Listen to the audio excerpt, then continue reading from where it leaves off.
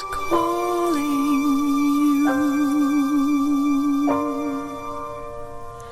The universe is calling me. It speaks both day and night.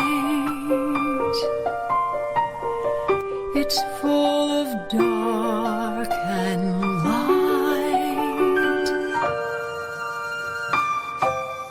Hello and welcome to Sky Tour Radio here on KGRAradio.com. I'm your host, Mark D'Antonio, here with my new and improved. That's better than like the old and lousy, like they used to advertise, new and improved. I always wondered what that meant. But our wonderful co-host, Amanda Curran, she's here with me tonight. And we also have Daryl Mason joining us again as a co-host. I think that's how you say it, a co-host? Coco. Yeah, Coco. He's Coco. Not cuckoo, but Coco. A Coco host. Yeah, new and improved means there's less and it costs more. Yeah, I mean, and they always say, well, it's better than old and lousy, right? Which is what I am, I guess. I'm old and lousy, right? So the new and improved version should always be better, correct? Wait till you're in my shoes. Yeah.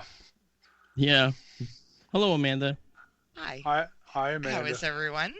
Good. It's good to hear your voices. It's nice to see you here with us tonight, and I want to welcome all of our wonderful KGRA listeners to tonight's broadcast. And if you would, if you think of it, subscribe to the companion stream to Sky Tour Radio, and that's on YouTube. It's called Sky Tour Live Stream, and that's a place where we actually take a clear night journey into the wonders of the deep sky at night and take you with us, courtesy of our research-grade telescope at the John Zach Memorial Observatory here in northwestern Connecticut.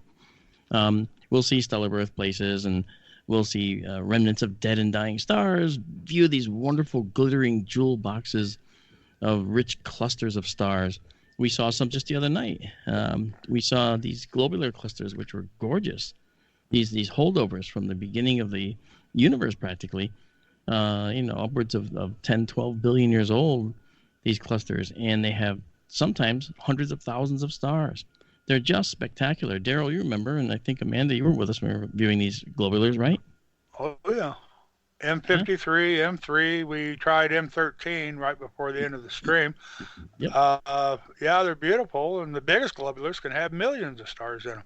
That's right, and that we can't even see one of the most brilliant globular clusters in our sky. It's called Omega Centauri. Oh, yeah. It's just below our horizon, believe it or not, and we don't ever get a chance to really see it from Connecticut. Now, those of you that are down in southern regions, you probably could glimpse Omega Centauri near the horizon in the south. So it's really just these clusters are beautiful. So we look at those things in Sky Tour live stream, and we also have a very active chat group that's in the chat along with us in Sky Tour live stream, and they can actually request things they want to see, and we will take them through and show them these things if they're in the sky, these objects. Amanda has a favorite, and I think Amanda would be happy to tell you what her favorite is. Amanda? Well, I don't want to sway anyone. Everyone is free to have their own favorites, but I love the Cat's Eye Nebula. Cat's Paw. Yeah, the Cat's Eye Nebula. That's right. That's correct. Yeah, the Cat's Eye Nebula. I almost call it Cat's Paw because I'm confused. Cat's Paw Nebula looks like a cat's paw. And it's how have we not seen that one before? Because we haven't looked for it before. Okay. Well, on the next Sky Tour live stream, we will be looking for the cat's paw. Is it up? Among other things. Sure. Yeah. And remind me, someone. Yeah, I'm sure they will. So, this chat group in Sky Tour live stream is amazing because, I'm not afraid of questions. I'm not afraid of spontaneous moments where people just say, well, what about this? Well, what about that? Okay. And that's kind of a cool thing, because the KGRA audience is the greatest audience on Earth. They are. And keeping going with that, I want to announce right here that Sky Tour Radio now has a call-in line. And we'll be opening the lines a little bit later. The number that you'll have, and if you try to call it now, there's not going to be anybody answering it. So it won't be answered. So don't waste your time. But the number is 85-KGRA Live. And I always used to hate when they did the letters. So here's the numbers. It's 855-472-5483. And we will announce it later. just so you know. And we're thinking that the last 45 minutes of the show will be a point where you can call in. And I say 45 minutes, not last half hour. And, you say, well, why? Well, because I can't answer anything in a simple manner, right? I mean, I tend to take things longer, and I add a little bit to my answers a lot. So we're doing that tonight as well. So hopefully you'll avail yourself of that. Okay, it's 855-472-5483 or 85-KGRA live. And we'll put that number in the chat for you later as well when it's ready to go. All right. So if you have any questions for us that you don't want to say over the air, you can email us at skytourradio@kgraradio.com. And don't forget, if you want to also walk away with any kind of swag that we create within the Sky Tour series of things that we do, we have these beautiful 3D printed Moon, Mars, and Pluto landscapes and craters taken directly from the NASA space probe data. Pluto is a wonderful planet. Yes, I called it a planet. And Clyde Tombaugh would be proud of me. He'd be smiling. Okay. Damn straight. I'm happy. Hey, folks, do you get the idea that we all think that Pluto should be a planet? Yeah, we do here. The Sky Tour Radio is the Pluto is a planet group. Yeah, it's even more interesting than some of the other planets, in my opinion. You're right. I remember doing a What on Earth episode where they asked me to explain these odd things that the New Horizons spacecraft found on Pluto. And I thought they were really interesting. There were these giant mountains in the middle of a flat plain. Well, that flat plain turned out to be nitrogen ice. I mean, it's not warm there. Oh, man. And those mountains were water ice that were poking up through the nitrogen ice, which is what they do on Pluto, and forming these mountains. In fact, Pluto's mountains are made of water ice primarily because nitrogen ice doesn't support making a mountain. It'll collapse on itself. It can't support that weight. All right. It's like trying to make a mountain out of frost, for instance. You couldn't do it. All right. It would collapse after a certain point. Well, that's what nitrogen ice does. So that said, we actually took this New Horizons data directly from the curated data that's curated here in the United States, and we print these areas of Pluto that were seen by the New Horizons space probe as it went zipping past Pluto. And we print it in the proper height and elevation model, and we create these beautiful plates so you can have a Pluto landscape, on your coffee table. And we make them in any size, but we primarily make them in 4-inch by 4-inch little plates. And we're going to have a set of 5 available as coasters as well. That'll be kind of a really cool thing to have. Because you could say, can I put my drink on Pluto? And you could say, well, yeah. Well, that's a good idea. Yeah. And can I have a Tyco, please? I need to have an iced tea. I want to put Tyco on the iced tea. Yeah, so you say use Tyco. So, we're going to have a set of those, and it'll be solar system coasters, and I think you'll enjoy them. Anyway, that said, I did want to talk about if you hear a noise in the background, you're actually hearing our 3D printers that are running hog wild in the background here because I'm actually working on these dioramas, these models for the Pine Bush UFO conference that's coming up. It's in just over a week and a half or so. And Bill, our producer, is actually one of the guys behind the scenes that's actually helping to put that all together. And he doesn't give himself enough credit, so we will. I want to make sure that people understand I give him plenty of credit right now. Yay, Bill. That's right. Yay, Bill. So Bill works too hard. Yeah, I know. It's so true. But you know what?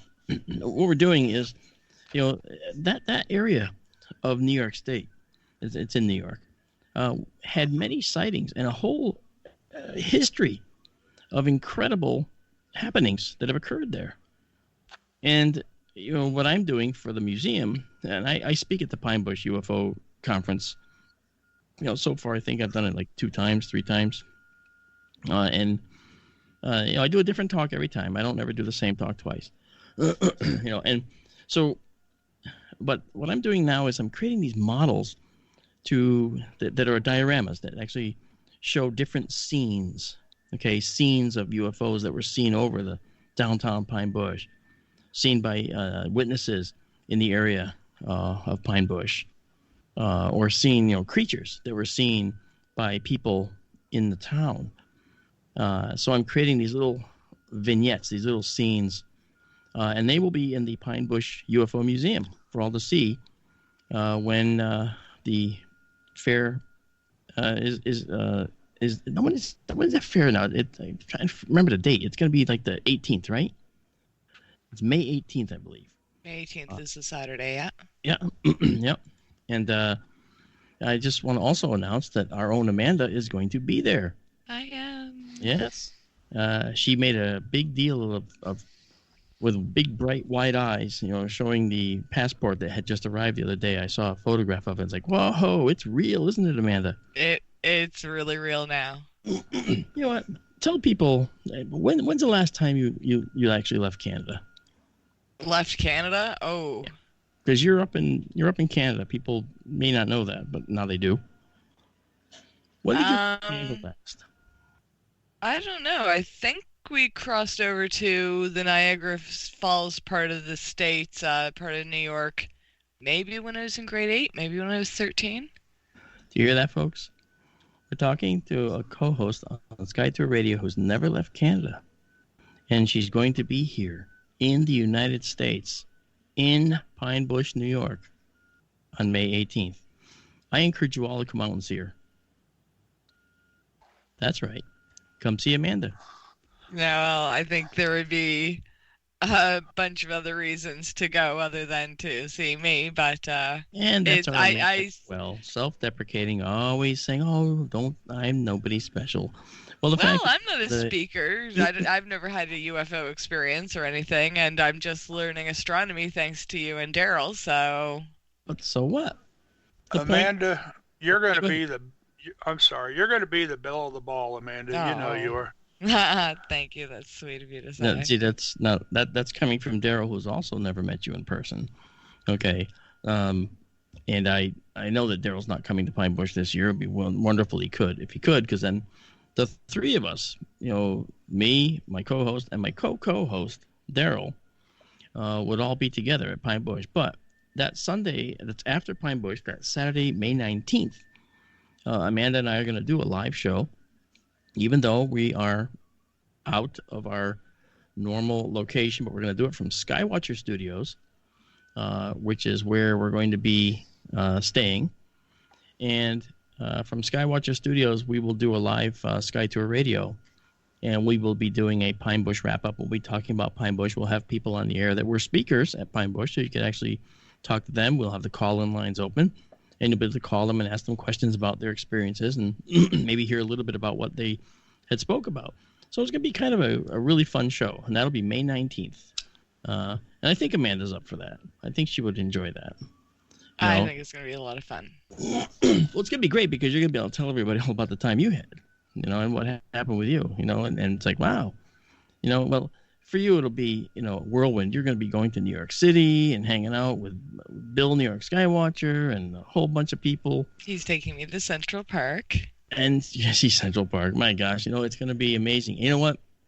I wouldn't put it past Bill to put you on one of those horse-drawn wagons or carriages that they have and give you a ride around the park with that or something. Oh, my God, that's hilarious. I know. I forgot about those guys. Well, he hasn't said anything at all. Okay, so he's probably going, "Oh no, why'd you tell her that? I'm not going to do that, or won't have time for that." But you never know. I mean, I'm just put the idea in his head right now. Well, he's suggesting doing the whole touristy thing, but you know what? As soon as I see the Imagine Circle, I'm good. Anything else is fine by me. I'll go with the flow, but that's wait a minute. You don't want to see the brownstone? The Dakota? Yes. I'm torn. Well, but there are some people actually who don't know what that is, so why don't you tell them? That's where John lived in New York, John Lennon and Yoko Ono, but it's also the last place he lived. Yes, he was those of you who in don't front know, of there. Yeah. Amanda's probably the world's foremost Beatles fan. Okay, and so she takes it very seriously, and that's why she said she's torn, I think. Yeah. But you know what? That would be a nice little pilgrimage that you could make too, I think. And I'm sure that somewhere at some point he would probably be smiling that you took the trip. I mean, if you're in New York City, you're really not that far from that, overall. I drove by it when I got lost in New York City. I was like, hey, I've seen that building. Well, 4 times. I'd gone around the block several times. But that's also where Roman Polanski filmed Mia Farrow in Rosemary's Baby. Well, I didn't know that. I had no idea. See? And so a building with that much history, you've got to visit. Anyway, this is Sky Tour Radio. We talk about astronomy, not about the Beatles. I get it. Well, you derailed us this time, but Beatles, I'm going to go with it. I did it willingly because I wanted to make sure, people understood all the things and that were going to happen. And we're going to have callers as well that may want to ask you questions. Who knows? And so we're just kind of muddying the waters a little bit with the astronomy. But tonight's going to be an interesting night for Sky 2 Radio. We're going to talk. We've talked about the Pine Bush thing, but Pine Bush is actually a very interesting little festival. They call it a festival, but it's really turning into a little mini conference, and I'm really pleased to see it going this route. We have a number of speakers that are really cool. They're going to be joining us there. We have, oh my gosh, let's see, we have Tom Reed, myself, and then I think Cheryl's there. Isn't Cheryl there too? Cheryl Costa, who was just on Commander Cobra's show. Yep. And those are Kat, but I can't pronounce her last name. Yeah, Kat Torkelson. She's going to be there as well. We're going to have Peter Robbins as well. And Travis Walton and Tom Reed. Yeah, I mentioned Tom. Yeah, see that, and there's probably forgetting some people. I'm sorry. Well, you're forgetting Nathan Rosenblum, but that's okay. He's going to be there as well, and that's during the day. He's going to do a talk. They have outdoor daytime talks, and we're of course going to have Travis Walton. Can't forget him. Okay, Travis is going to be there, and then we have evening talks, and the evening talks are where, we're going to be able to. You're going to get a great bang for your buck there because the talks are specifically for the evening and for that group of folks that want to come to the evening talks. And so there's not going to be any festival, blow up aliens in that room. They're going to just all be, speakers giving you their very serious approaches and the very serious presentations, and I'm going to like that. That's going to be nice. I did it before, and it was really, it came off really well. People enjoy it. The room is very nice. It's not hot. It's not cold. It's just perfect. So I have a feeling that it'll be really nice. People will like that. Awesome. Yeah. So that said, so that's going to be on May 5th. May 18th. Sorry. So it's May 18th. Just a few days away, really. Yeah. And we will definitely do your justice, guys, by giving you an after action report on the 19th on that Sunday. If we don't actually broadcast it live, we're actually working with the possibility that maybe we can stream some of this live. We're kind of doing this testing behind the scenes, and I probably shouldn't have said a word. And Bill's probably going, no, But the fact is, Bill is working with, Keith from P&K Astro Imaging, or P&K, P&K Space Imaging, also known now as P&K Science, and that's Keith and Paul, who should also be at Pine Bush.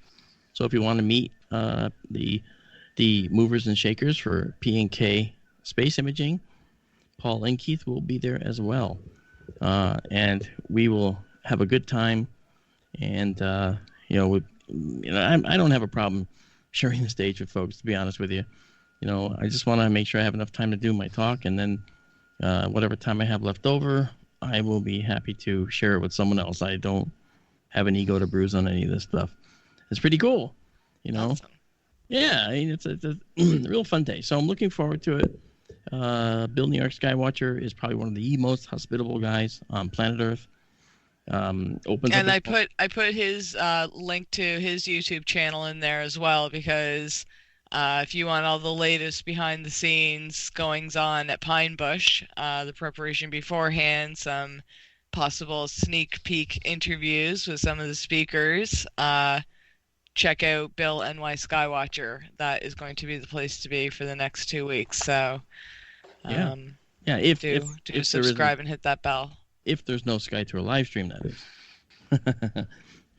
It's no, most I likely... think for the whole, well, some of these people are coming down a few days in advance, so there might be some sneak peeks, some behind the scenes stuff. That's true. I think we have some fairly good friends that will be arriving, people we've known in the past that have been there last year, and I think that'll be cool. And one thing I'll just say this, okay, and this is only a probably, and this comes directly from Bill New York Skywatcher. We think that we may have all of the streams going. That is to say, if you ever go to astroimaginglive.com, that is where we have every single one of us, P&K Space Imaging, Bill New York Skywatcher, and of course Sky Tour live stream. We might have all three of those streams running from either the same or different vantage points. It depends on the bandwidth that we get when we get there. And we'll also do some behind the scenes streams as well, where you'll get to see stuff that's like back in the sort of in the back room of Skywatcher Studios, where you hear about us maybe talking about what we're going to be doing or what's going to be happening. I think that's going to be kind of cool too. Bill, again, New York Skywatcher, again, one of the most hospitable guys on planet Earth. He's going to be putting us up for as much time as we need, and it'll be on all this streaming that we're talking about will be on KGRA DB, the database. KGRA, I call it DB database, right? KGRA DB on YouTube. KGRA DB Delta Bravo, and that will be something interesting to pay attention to as well. So subscribe to that and check it out. Now I don't know. Let's see what's going on after Pine Bush. I will actually, after Pine Bush in May. In June, I'm going to actually be in Arizona. I've got to do 2 talks out there. I'm going to be talking in Sedona, and then I'm going to be talking in Show Low, Arizona. I'm looking very forward to that. Those are very good people out there. And of course, what am I going to do the rest of the time? You can imagine. What do you think I'm going to do, Amanda? What? Do you know what I'm going to do when I'm out in Arizona? Skywatch?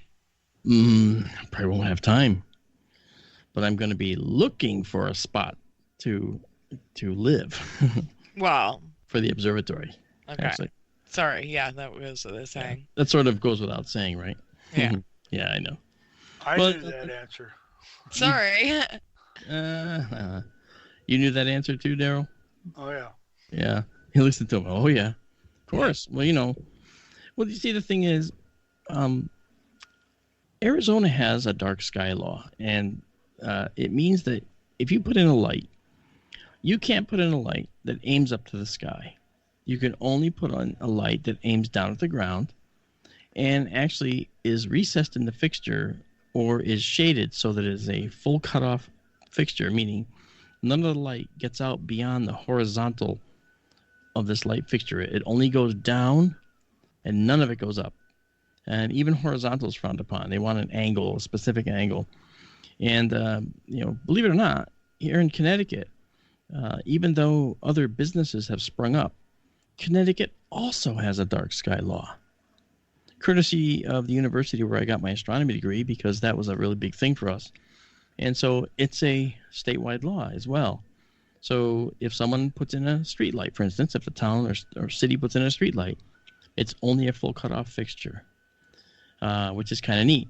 And that preserves the dark sky, because dark sky, is an ecosystem all its own. Did you know that? It's an ecosystem all its own. You know how it is when you see a beautiful dark sky with lots of stars. How do you feel? You feel a lot different. Peaceful. Yes, you feel all peaceful, right? You feel a lot different than when you're looking at a bland sodium vapor lamp pink sky at night and maybe one bright star. Right? And that stinks. So dark sky is actually promotes good health, frankly. And so that's something that I'm in search of. And we'll tell you more about what we and other astronomers have been searching for when we get back here on Sky Tour Radio. Talk to you in a bit.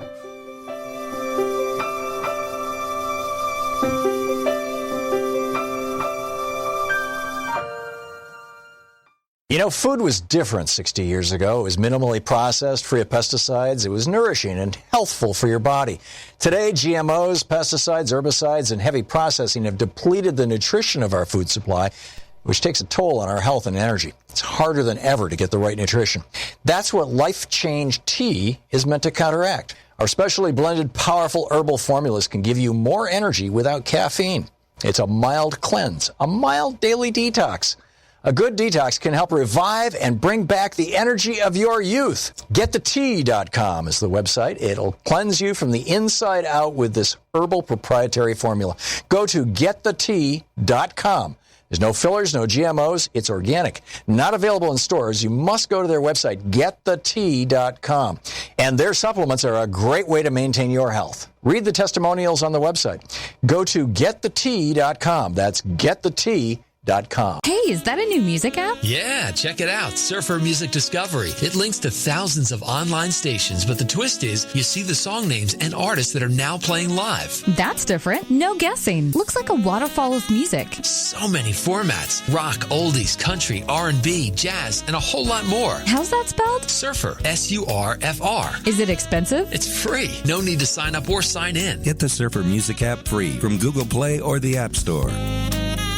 So, you love talk radio? Then you'll love TalkStreamLive.com. TalkStream Live is always on, 24/7 with the best streaming talk shows. Find your favorite talkers and discover some new ones. It's free, readily available online or on mobile with any smartphone or tablet. Finding your favorite talk shows all in one place has gotten a whole lot easier. Just go to TalkStreamLive.com. Be sure to download the free apps from Google Play or the iTunes App Store.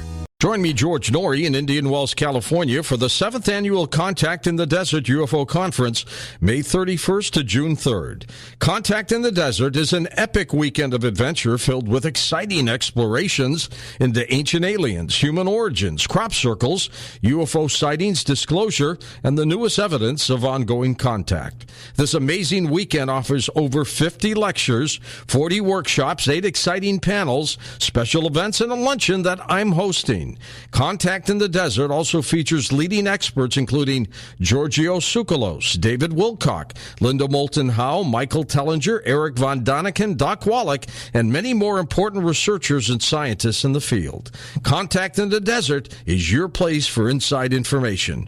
Join us at the contactinthedesert.com to get your tickets today. It's time to make contact. That's contactinthedesert.com. Don't miss it. Contactinthedesert.com. Mainstream media's most wanted. KGRAradio.com.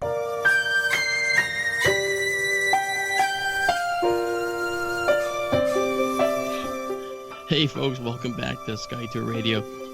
It's a good thing you don't hear what goes on in the background during the breaks. And we'll be kind. But I did want to just say, listen, it is Sky Tour Radio. We do talk astronomy here. We talk the Pine Bush UFO Conference.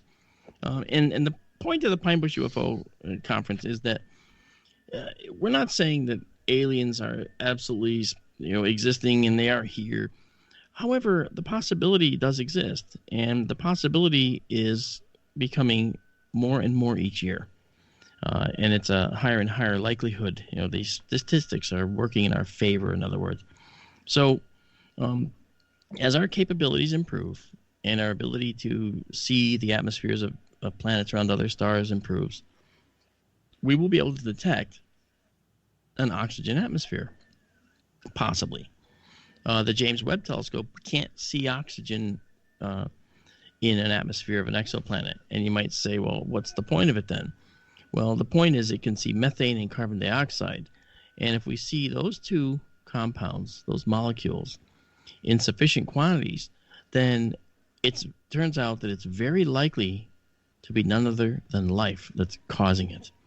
And the reasons are many, but primarily, think of it this way. In certain amounts, those two chemicals, those two molecules would not be present unless life was generating them. So this will be something that is, I just cannot wait to see the results. Now, but the first thing I want to do tonight is our News of the Universe. News of the Universe is interesting, and I have to give Amanda credit for this because she was hunting down some really cool stories for tonight to discuss. And she sent me a whole bunch of them. It's like, wow, this woman is fantastic. She knows exactly what Sky Tour Radio is all about. And she comes from having never known astronomy to begin with, and now she's all over it.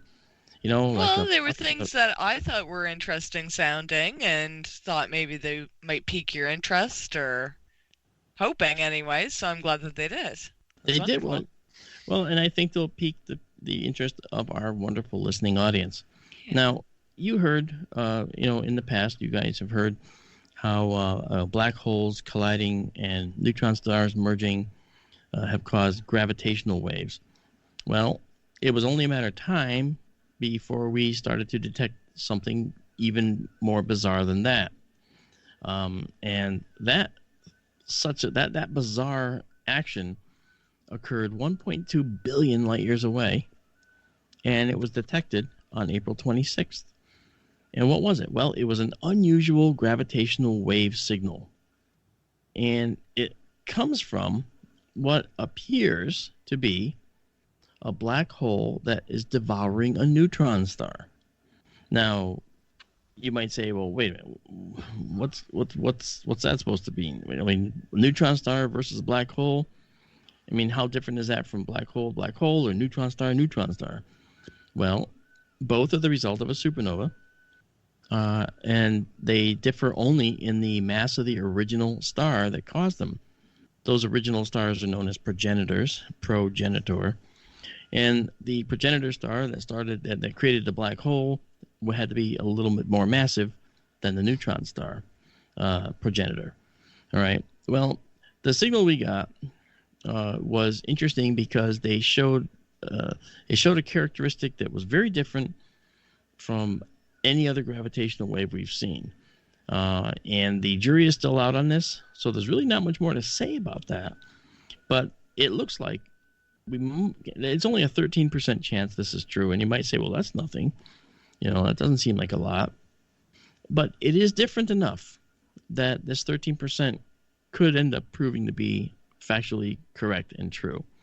So it happened, like I said, April 26th, and it was literally 1.2 billion light years away. Now, from what we've talked about before, you being all of you in the wonderful audience, that we've said that when you look anywhere in the universe, you're looking back in time. So that means that this merger or this collision or this black hole eating a neutron star, really it's a merger of a neutron star with a black hole, happened 1.2 billion years ago. You see what I mean? I mean, that's a fourth of the Earth's history ago that this happened. This is incredible, and we're only seeing it now. And those gravitational waves, slammed through the LIGO detectors, the laser interferometer gravitational wave observatories. See, you like LIGO better? Say that 3 times fast. Yeah. I actually tried, and I can't repeat what I ended up saying by the 4th time. The LIGO detectors, there's one in Washington, one in Louisiana, and then there's a sister observatory / detector in Italy, known as the Virgo detector. Well, the LIGOs and Virgo detected this. So when all 3 of those signals come through, we're able to triangulate exactly where they came from. And that's pretty cool. So that's how we know where it came from. Okay. So I'll give you more news on that when we get more news. But interestingly, it's the first time we've ever seen this particular type of characteristic in the gravitational wave signal, but it's not like we've seen thousands of gravitational waves. Okay, we've only just started seeing them. May I jump in here? You may jump in here. Okay. I find it interesting. They barely touched on how they can tell the difference in the gravitational waves given, say, when the two neutron stars merged last year versus two black holes merging versus a black hole merging with a neutron star. How do they know what's what? I'm sure that each kind must have its own signature, for want of a better word, but I wonder what those signatures really are and how they can tell the difference from one to the other. I imagine that it has a lot to do with the length of the signal received, that is time, the spacing of any successive waves, and the energies they're receiving. I think two monster black holes would generate far more and far higher density of gravitational waves than two neutron stars colliding. Right. So that magnitude might have something to do with it, and we're just what they call spitballing here, anyway, folks. We're not, I don't know. I'm just talking about it from a point of view of logic. So. Logic is a little tweeting bird, as Spock once said.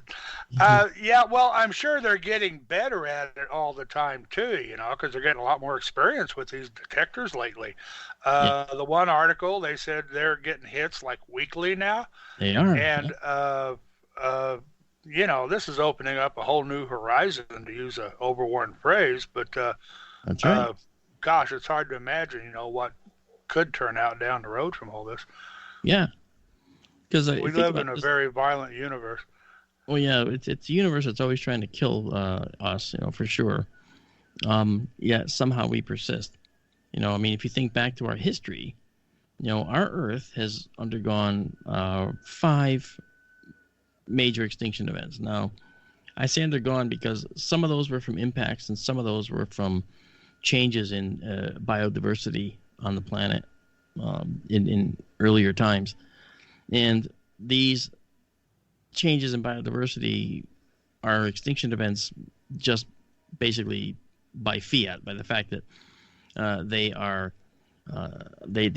resulted in far fewer species over some period of time. And that lack of biodiversity is what some of these extinction events have been blamed on. But the impact events are interesting to me.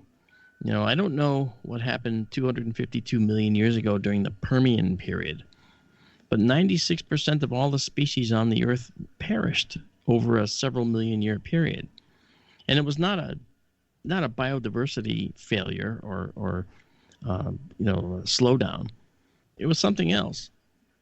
Now, could it have been volcanic eruptions? Well, that's one argument. In the Siberian traps, that's a location in Siberia.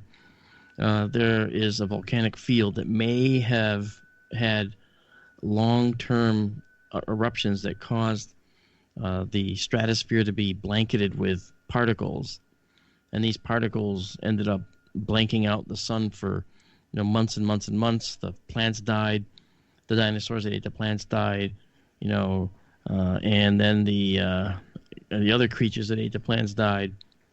And then those that eat those creatures died. That's how that all works. So there's some fairly immediate effects. And then as the new life settles into the new order, basically,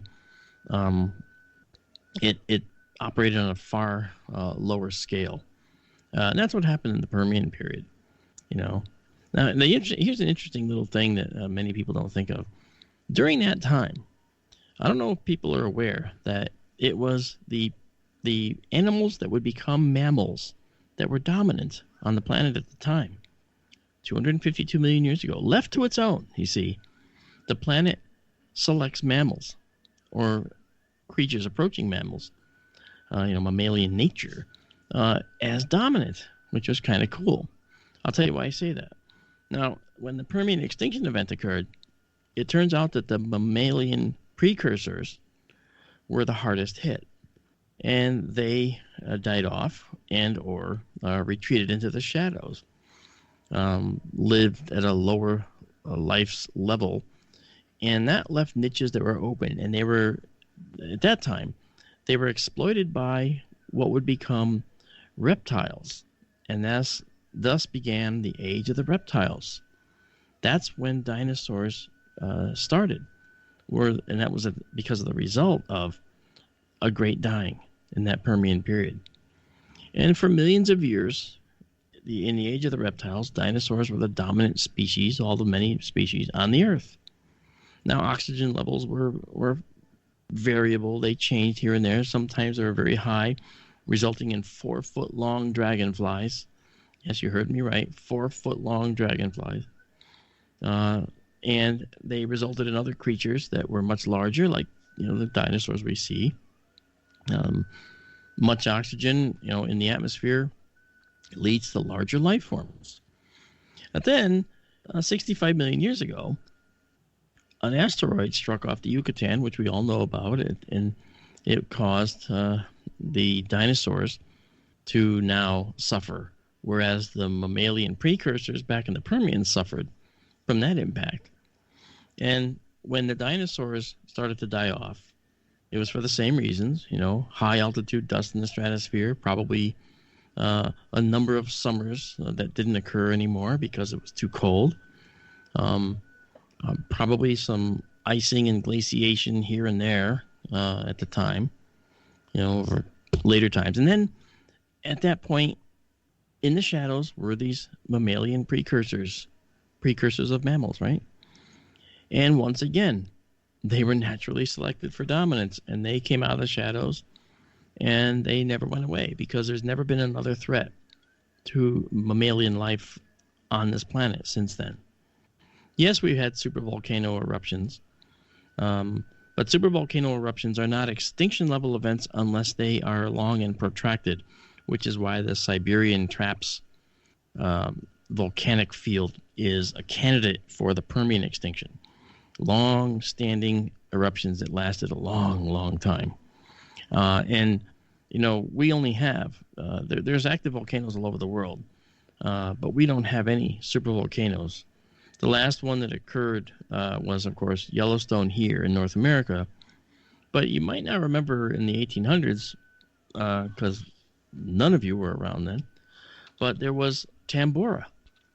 And Tambora was an explosion. It was a volcanic mountain, Mount Tambora.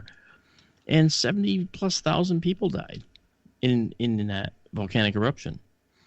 And it was an eruption that caused what was known as a year without summer because of high altitude dust in the stratosphere. It became really quite a amazing a world, where the chill was palpable, So volcanic eruptions have a way of leveling the playing field, don't they? And I think that if we are worried about Yellowstone, it's rightly so, but I want to mention a few things about Yellowstone. Yellowstone National Park sits atop what's called a mantle plume. What's that? Well, it's a hot tongue of molten rock that's worked its way up into our crust. And it happens to be over this hot spot that's down inside the mantle of the Earth. That is the area under the crust. Now, the mantle doesn't move as the crustal plates move. It stays in the same place, relatively. So as the crustal plates move, and that's from the tectonic action, if you recall, that we have plates all over the planet. As those plates move, we find that the plates will go over a hot spot, and they'll leave a trail of hot spots that have poked through, basically volcanic chains. Hawaii is a volcanic chain, with Hawaii, the big island, being the youngest island, because the Pacific plate is actually moving toward the northwest. And so you have all this chain of islands, with the oldest being, to the northwest. All right, and that's an entire chain that goes all the way to Kamchatka. Russia and that area. Not Russia, but that whole area. I forget the eastern Russian continent. So that is a fascinating thing. If you look at the ocean floor and you just look at all the seamounts, those are the volcanoes that never reach the surface. You can see a chain of them. They go far beyond Laysan Island and northwestern Hawaiian chain and Kauai and move all the way up. And then it takes a sharp veer to the north a little bit and it intersects the Kamchatka Peninsula. And you can see it. That is kind of interesting because it shows you that the track that plate took in the past, and it made a sharp corner. Not a sharp corner, but it took a sharp turn. And I did a correlation with the North American plate too, because the North American plate is heading toward the toward the southwest, I think. And as we look at the west southwest, and as we look at the remnants of the Yellowstone calderas, that is where the hot spot poked through to make the hot springs and so forth over time. You can see that they leave a chain as well on the land, a chain of scars, where the plate has been drifting over this mantle plume. And watching this plate drift over the mantle plume is interesting when you look at how the Pacific plate's moving as well. It's almost as if the collision and the interaction between the North American plate and the Pacific plate, grinding and bumping against each other, has caused this weird shift in the Pacific plate. You can almost see how it could happen. And now in fast motion, it'd be really neat to see how these plates actually move. And I know there's studies that have been done. But, again, astronomy is also earth science, folks. Learning how our planet formed. And I've said before, our planet may not be the most hospitable one. Our planet actually is actually quite dangerous, to be honest. So, it's always trying to kill us too. But somehow we persist. So going back again after that asteroid hit and the dinosaurs died off, mammals rose up to the top again, and that rising to the top, that was what left us. But I gotta say, I really wonder. I mean, if just for want of a small change in the evolutionary record, in the extinction event record, what would we be now? What would we be now? I'm fascinated by all that stuff, really fascinated by all that stuff. Now, these are all asides from our earlier commentary, but I did want to mention something too. There is another story that I wanted to talk about, and that is that this goes back to 2005, an asteroid, Itokawa. Itokawa was an asteroid visited by the Hayabusa probe, by the Japanese Space Agency. They sent this probe there. And they were looking at the data, finally reducing data, because that's what you do with data. You reduce it into something that can help you learn more science. It turns out that asteroid Itokawa is loaded with water. No, it doesn't have oceans on its surface. It can't possibly. But Itokawa does have a lot of water in its crust, bound up in the crust. Now, Itokawa stands as a sentinel out there, which tells us that it is basically one of the many types of asteroids that we have out there. But the fact of the matter is, it serves as a example, basically a sample of the asteroid belt, in a sense. And Itokawa, in its amount of water, tells us the following. And this is different from what we have all learned in the past, even me, in astronomy. And the findings are interesting, and if they're true, it's going to change the way we think about our asteroids, either the near-Earth ones or the ones in the asteroid belt. And that finding is that half of our ocean's water could actually have come from asteroids. Now, in addition, it rained on planet Earth for millions of years. There was no sunny day. There was no ability to see sky. You couldn't even see the sun. It was just rain under a thick cloud layer.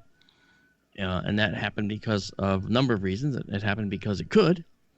Okay, the pressures were high enough, the temperatures cool enough. And eventually, when the Earth cooled enough and that big dense atmosphere, which was 90 times thicker than the atmosphere we have now, 90 times, that atmosphere ended up holding a lot of water vapor from the volcanic eruptions, the steam. Remember, we had oceans, too, that formed from all of this rain that occurred. And so we have asteroids that struck the Earth, which delivered water, and we have the rain as well that delivered water. Now, the fascinating thing about all this is that our oceans are salty. Now, that's interesting because if you look at what salt is, it's a sodium atom and it's a chlorine atom. And it forms Na, sodium symbol in periodic table, and Cl, which is chlorine. NaCl, that's salt. All right. Now, that is interesting to me because if you run water over rock strata, you find that sodium atoms and chlorine atoms are easily dislodged from some of these matrix, some of these rocks. And they, of course, would wash into the water. And it turns out that chlorine atoms need an electron, and sodium atoms have an outer electron that is easily freed and can join up with another atom. And that's what happens when water has these sodium and chlorine atoms in it. The sodium and the chlorine atom get near each other and they form a bond. This is called salt. And that is why our oceans are salty. It's why you're salty. It's why you're salty. When you sweat and you lick your sweat, which is disgusting, either way, but it's salty. Okay, and salty sweat is an indicator of the need for the salt content in the human body. It's a holdover from when we were in the oceans, and we stepped out of the ocean to live on the land. We became land dwellers, and we sealed in a vestigial ocean within us. Isn't that kind of cool? You know? I like that concept. It is an interesting. Carry a bit of the ocean with us. Yeah, and our salinity is not nearly what it is in the ocean, okay? It's only a few percent versus the ocean, but I can tell you this. It is a holdover from the times when we were ocean-dwelling creatures. We're kind of like turtles on land. You know, we couldn't live without salt. And, of course, our bodies are mostly water. So you do that, you figure that out, and you say, wow. So we're really kind of an odd species when you think about it. I mean, and if there was alien life out there that's coming here, I don't think it'd be lost on them that we are really odd. Now, there was I was looking at a Facebook posting earlier where someone said, why wouldn't aliens talk to us? And someone said, well, we're like ants on a sidewalk. And I wrote something, said, well, actually, I don't think that's quite a good way to characterize us, because we might be ants, but ants are small physically and mentally compared to humans. Humans are a very complicated, higher life form. And if there's an alien life out there, they're going to come here and be cautious, of course, because all they have to do is observe us and see that we can be belligerent. Just witness anyone on, a highway in a traffic jam, and you kind of get a good impression of how humans can be. And so I think that alien life forms would notice this and would want to be cautious. And, but there's a reason why. If it's true that people are being abducted, which it appears that it's true, then there's a reason why it's happening. There's a reason why an alien life form would choose to interact with us, even at that level. And there's yet another choice to release us back into our lives afterward and to block the memory of the event. That's kind of funny, that would happen. And the whole discussion started with, do alien life forms, if they exist, are they going to have the same morality as humans? And my answer is we can't project that onto an alien life form. We don't know. We don't know. I mean, what is morality? Where did that come from for humans, for instance? Is it an offshoot of religious dogma? Is it something that was just evolved to want to preserve life forms, our own lives, and others? Maybe. Don't know. But I think it's really kind of a very interesting take on all this, in my view. I like the concept. But the fact is, and it goes back to this whole concept of water on Earth. The fact is, we are all one group of people. We might believe differently, we might think differently, but the fact is we are not different from each other. Just like black holes, all black holes are pretty much the same. I don't know if you're aware of that. The black holes actually only differ by their mass that they have, and the size of their event horizon, which is dictated by their mass. But they're actually a pretty simple feature, which is why the phrase "black holes have no hair," if you recall from our last show, I believe we talked about that. Didn't we talk about hair in the last show, Amanda? I think we did. I think that sounds familiar. Yeah. I think actually it might have been a Daryl question because it was. Yeah. Because I remember that term. Oh, did you ask it? I posed the question when you were on Don Ecker's show, Mark. Oh, okay, that's what it was. All right. And he thought I was being a crazy person for asking such a question. Yeah, I'm sure. But you know what? It is what it is. It is what it is. And so in this universe of things that can be very simple and very complicated, we don't rank as simple. We actually kind of rank up there as fairly complicated. Fairly complicated. And so that said, I think that the point being here is we're probably going to be very, very much on the radar of any advanced species in the universe, primarily because they're going to know where to look. We've talked about this. We talked about this before, but we'll talk about it more when we come back. And we'll go into some more of the news stories in a little bit, okay? I'm Mark D'Antonio on SkyTour Radio. We're here with Amanda and Daryl, and we'll return right after this.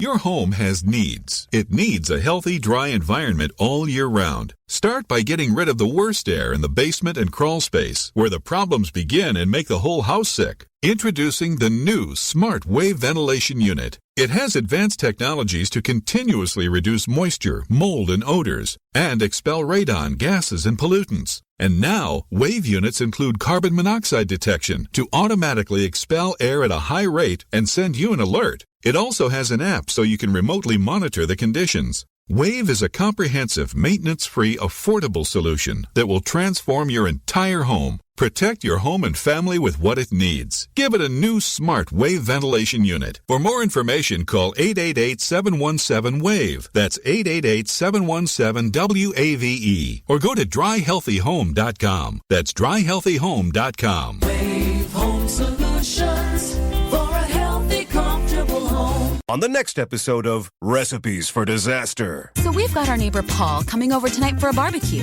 which is why I prepared a delicious lemon rosemary steak marinade from my special collection of old family recipes. To make sure the steaks are extra, extra, extra tender, I left them marinating out on the counter overnight, just like Nana used to.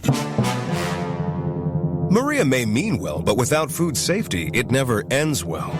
Always thaw or marinate foods in the refrigerator at 40 degrees Fahrenheit or below, or you could make your friends and family really sick. Maria's neighbor Paul didn't think twice about the steak he ate until he was presenting his company's financial forecast to the board. That's when a sudden bout of food poisoning made it explicitly clear that profits weren't the only thing on the rise. Watch Recipes for Disaster at foodsafety.gov. You'll learn the right steps as Maria does everything wrong. Brought to you by the USDA, HHS, and the Ad Council. Hey, is that a new music app? Yeah, check it out. Surfer Music Discovery. It links to thousands of online stations, but the twist is you see the song names and artists that are now playing live. That's different. No guessing. Looks like a waterfall of music. So many formats. Rock, oldies, country, R&B, jazz, and a whole lot more. How's that spelled? Surfer. S-U-R-F-R. Is it expensive? It's free. No need to sign up or sign in. Get the Surfer Music app free from Google Play or the App Store. Ray Sobbs here for SaucerLosAngeles.com, and I hope most of you by now have had the chance to go by and check out the Saucer clothing line, but if you haven't, go to SaucerLosAngeles.com. They've got clothes for men and women of all ages, even babies. All logos are embroidered, and everything is quality made right here in the USA. Go to SaucerLosAngeles.com now to find clothes that can elevate your state of mind because they believe in quality, durability, and they believe in style at SaucerLosAngeles.com. Hey everyone, this is Nick Redfern and you're listening to Sky Tour Radio with Mark D'Antonio on the KGRA network, and so are the Men in Black. You listen to us and we listen to you, and so does the CIA. KGRARadio.com.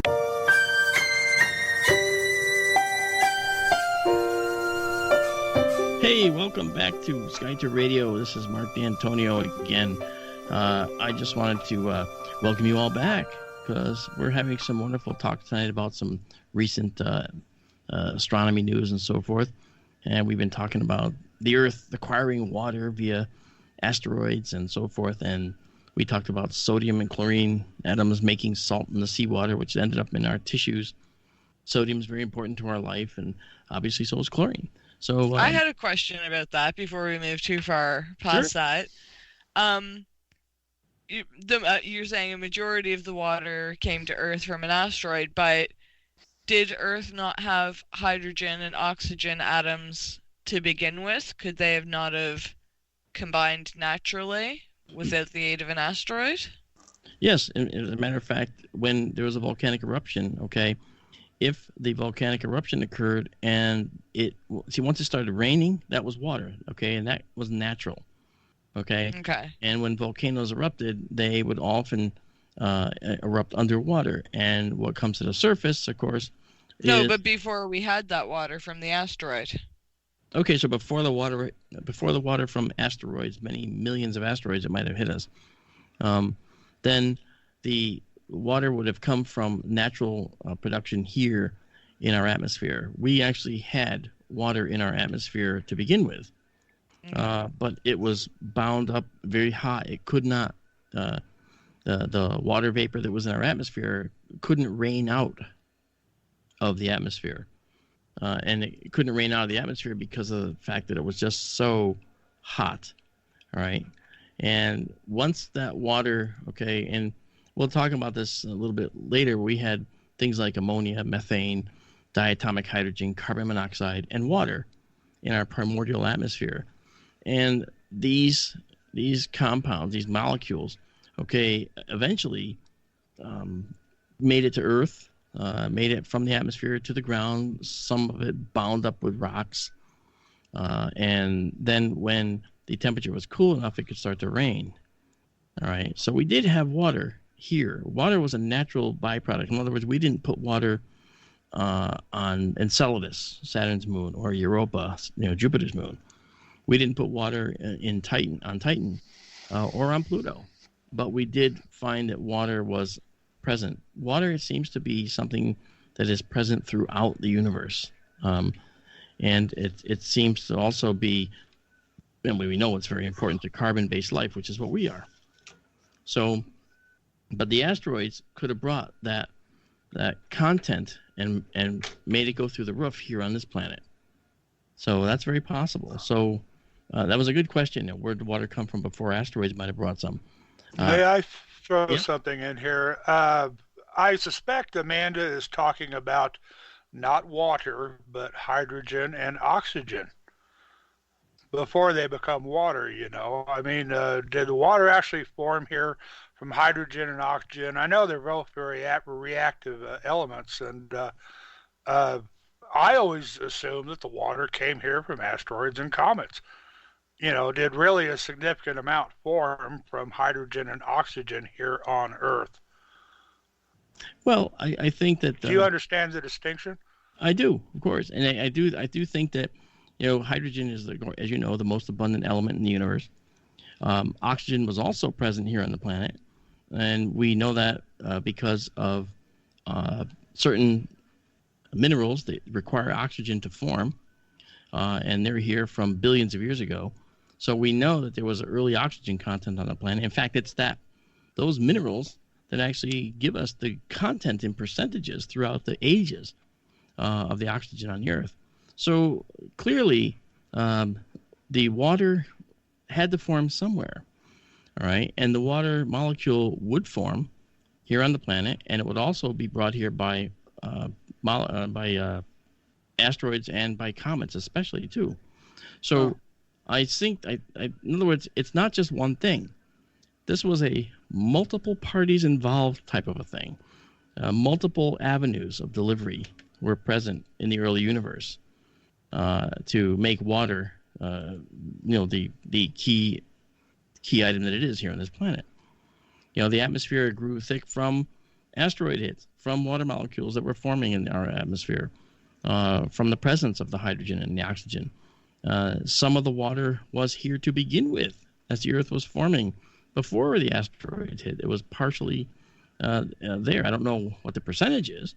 In fact, I don't know anyone that really does know the exact percentages. I don't think there is someone that knows that. But we do know that water molecules do form here from the base components of hydrogen and oxygen. We know that water was delivered, after those molecules had been formed. We also know that more hydrogen and oxygen were delivered by the comets and even by meteors, believe it or not, that weren't a primary source for water. So we did get all the raw materials delivered. We got the water itself delivered, and then the Earth made these materials as well. So it's sort of a mixed bag. Everything did it. It was a delivery on all counts. See what I mean? I don't see why they're making a big deal about water and asteroids. I mean, we know there are hydrated minerals here on Earth, and we have seen minerals out in space that are here on Earth. Ergo, it seems to make perfect sense to me that you would find water on asteroids, even if it was trapped, if it was mineralized or something. Yeah, but you know that it was a big deal. When the L-Cross mission was, the L-Cross, folks, was a mission to plant a giant spacecraft body, a booster rocket. It was meant to smash it into a crater that is in perpetual shadow on the moon's south pole. That moon crater was called Cabeus crater. And Cabeus crater's impact showed in the material that came out, showed a spectrum that included water. Now, that does not mean there's lakes and oceans on the moon, of course. It means that there were water molecules or water bound up in the lunar crust, in the craters. That is ice. They're in the lunar craters that never saw the sunlight. That's the whole point.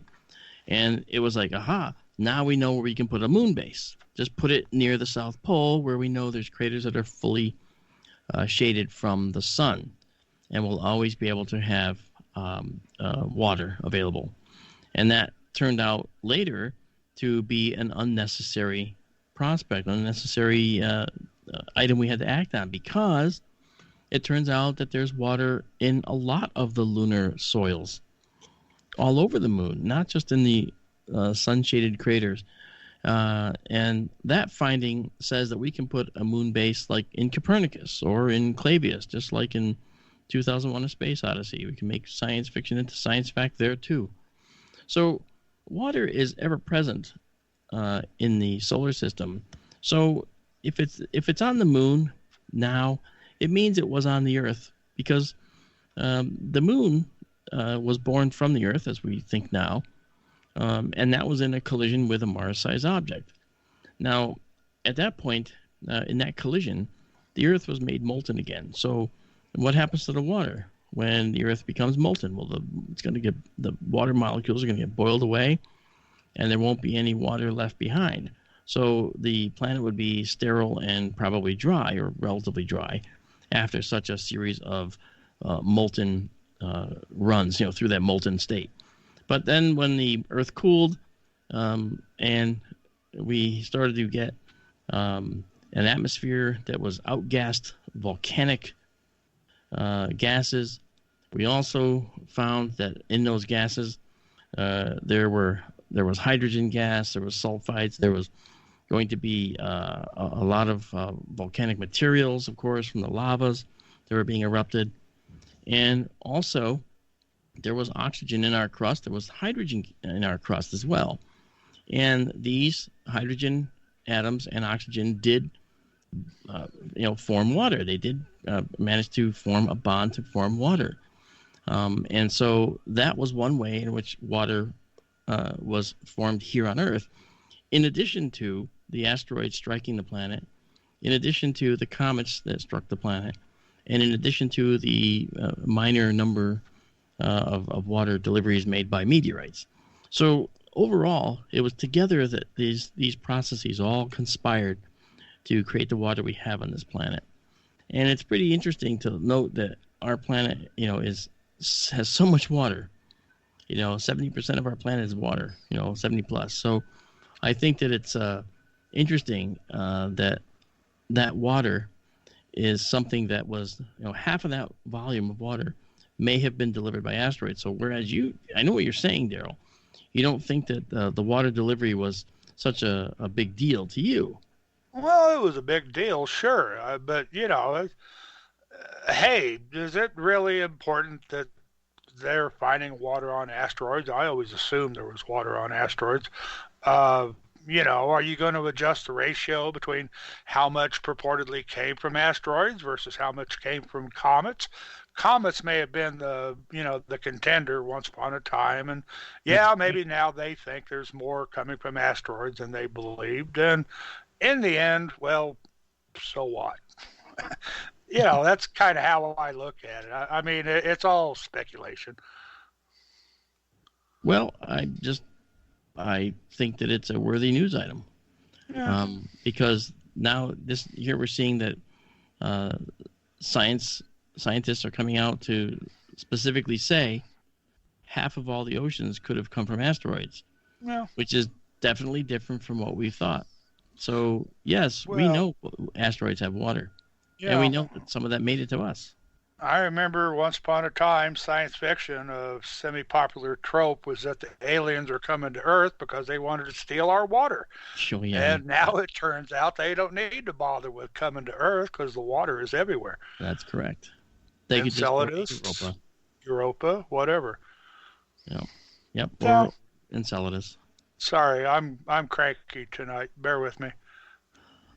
I don't mind if you're cranky. You're entitled to your own opinions. Yeah, of course. All right. But you know what, Daryl? Science doesn't care if you're cranky. Yeah, I know. I learned that a long time ago. Yeah, that's right. We actually have a question from Charles. Okay. He wants. Go ahead, say it. Sorry? No, go ahead. He wants to know, if the Earth had formed less catastrophically, would our oceans be miles deep?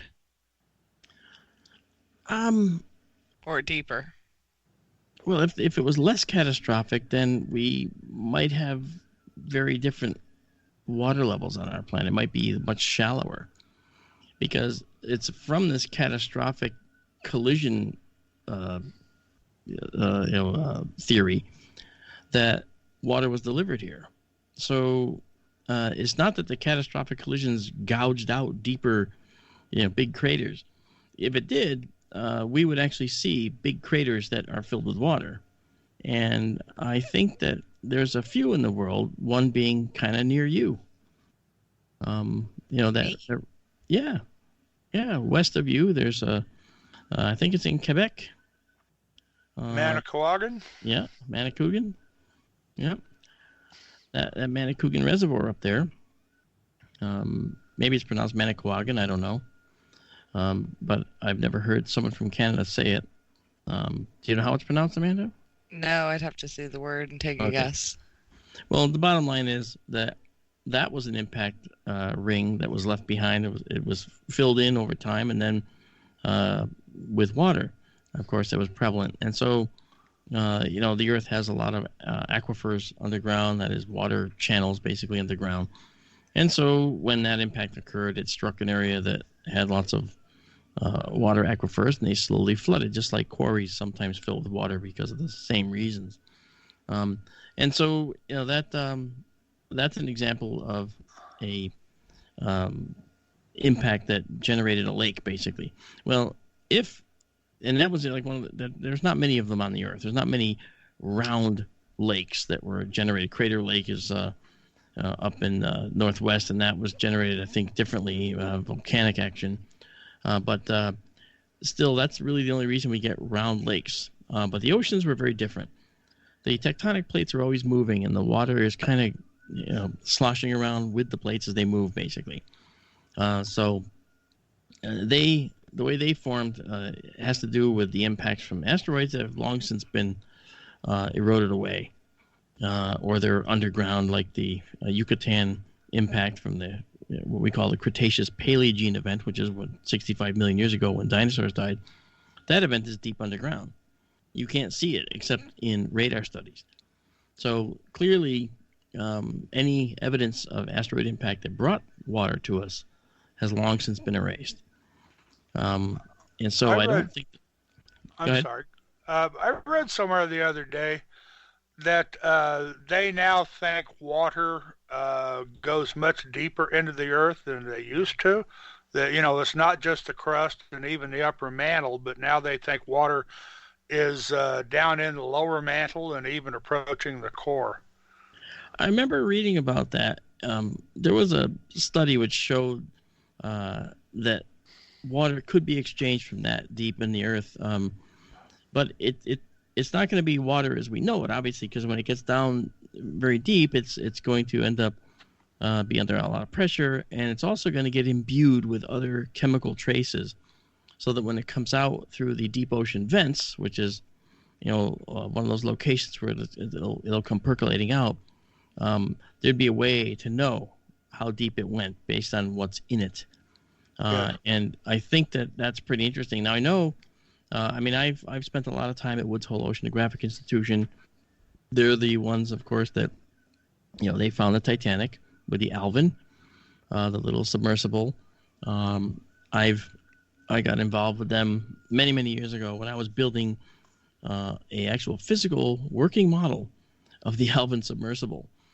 We used it in a few movies, and I made friends with a lot of the engineers up there, spent a lot of time, went in the real Alvin, and I had a good time, and I learned a lot about how our deep ocean is being plied by human explorers. It's a very dangerous place. But the fact of the matter is, when they sampled the water coming out of these deep ocean vents, and we're talking about the hydrothermal vents, guys, the ones that spew the water out, and they go by various names. They're the sulfite chimneys, or the black smokers. They're the hydrothermal vents. They have very different names, but they're all the same thing. I actually have a piece of a hydrothermal vent here I was presented with from one of the scientists at the Woods Hole Oceanographic Institution. And it's really neat. And the thing is, when that water was sampled, that hot water, mineral-laden water coming out was sampled, they found that the chemical composition was really odd. And that's what kind of led them to some of these conclusions, I believe. And they also they got to know the ocean floor is fractured in many places, and the water percolates down because of the pressure of the overriding ocean water.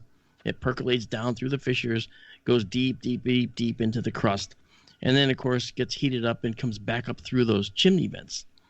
And so that's what's coming out, is the ocean water that's been pushed down and then comes percolating back up after it gets hot. And that is the source of life for a variety of marine creatures.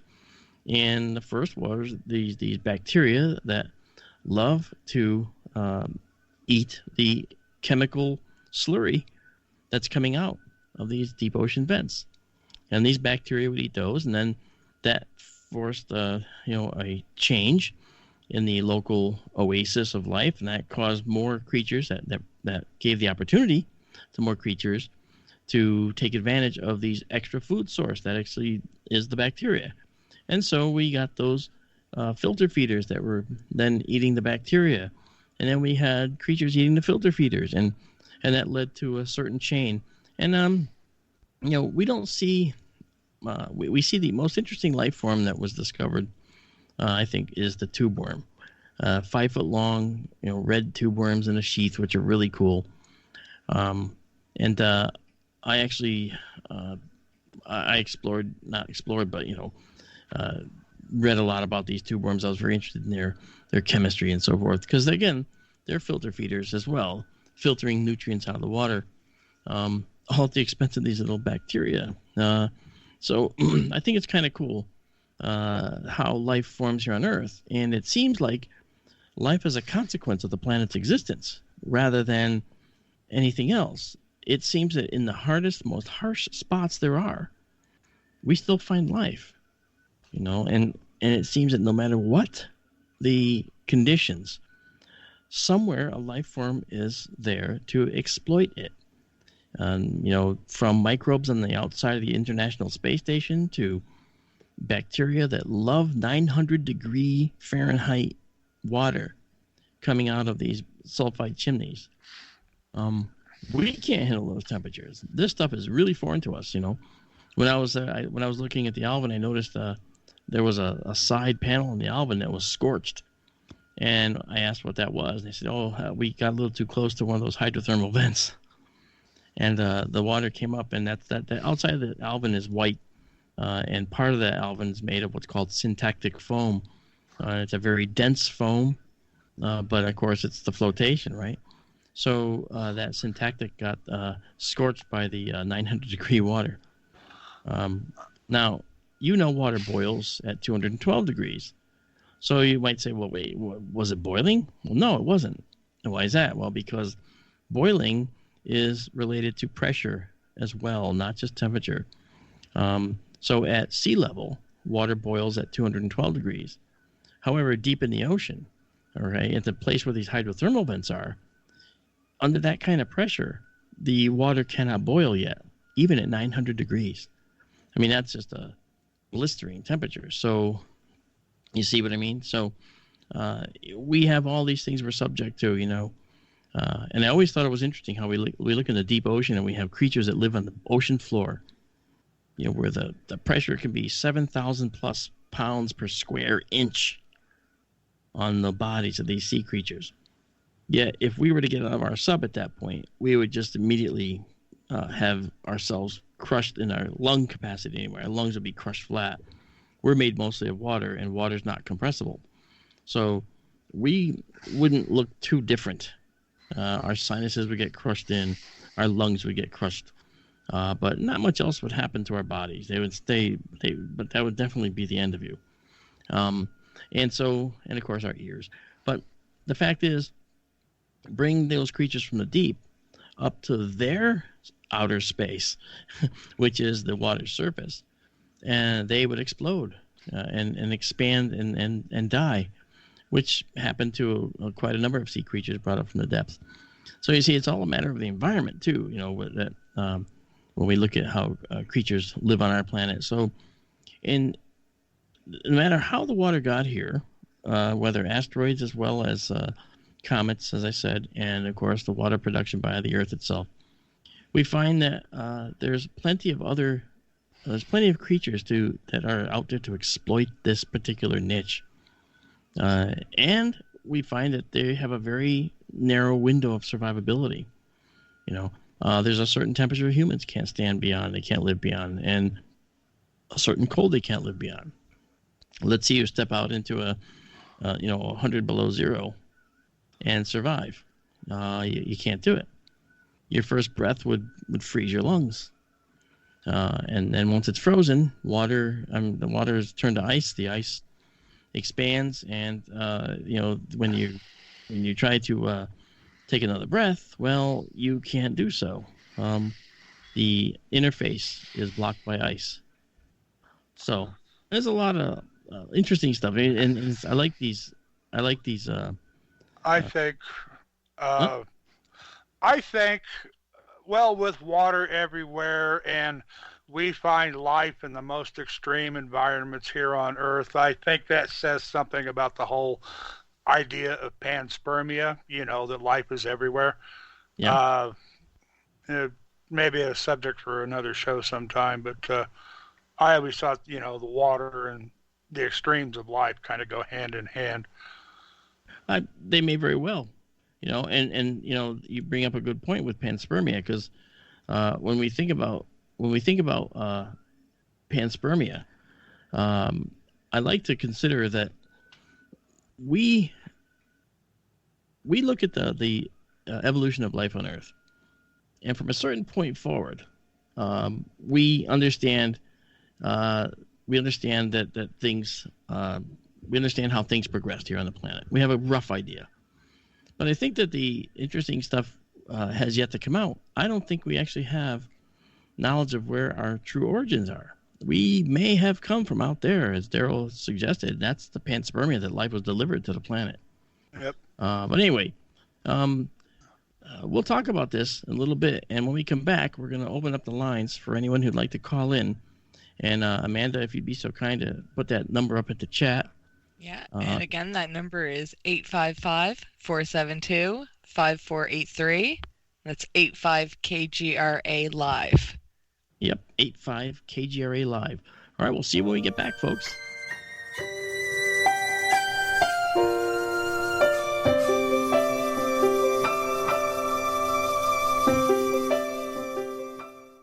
Balance of Nature's fruit and veggie capsules contain 100% fine-ripened fruits and vegetables, tested pure with no pesticides, fillers, or additives of any kind, and are the most effective whole food supplements on the market today. You might ask, how can over 10 servings of 31 different fruits and vegetables fit into 6 vegetarian capsules? Fruits and vegetables are on an average 85% water. Balance of Nature uses cold vacuum technology to remove the water, leaving only the whole food. We don't use any heat, air, or light drying methods that damage nutrients. Our cold vacuum technology maintains 99% of the fresh fruits and vegetables' original nutritional value.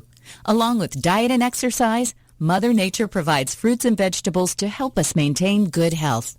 To order, go to balanceofnature.com or call 1-800-246-8751. That's 1-800-246-8751 and use discount code TALK. Okay, nurse, let's get this man to the ER stat. Right away, doctor. We see this every day. Heart attack or angina pain due to blocked and clogged arteries. Chelation can remove obstructions or blockages from arteries and help avoid painful and expensive surgery. Now there's Angioprim. It's a liquid oral chelation product that you take with juice. You start to feel the results fast. Angioprim increases blood flow all over the body, and that means more energy and strength to take on the day with less aches and pains. 60 years of research has gone into chelation, and Angioprim is the result. A safe and easy way to unblock your veins and arteries from buildup that slow circulation. Paging Dr. Jones. Please report to the emergency room right away. Log on now for a special radio offer from Angioprim. That's angioprim.com/radio. ANGIOPRIM. Angioprim.com/radio or call 877-882-7221. That's 877-882-7221. Join me, George Norrie, in Indian Wells, California for the 7th Annual Contact in the Desert UFO Conference, May 31st to June 3rd. Contact in the Desert is an epic weekend of adventure filled with exciting explorations into ancient aliens, human origins, crop circles, UFO sightings, disclosure, and the newest evidence of ongoing contact.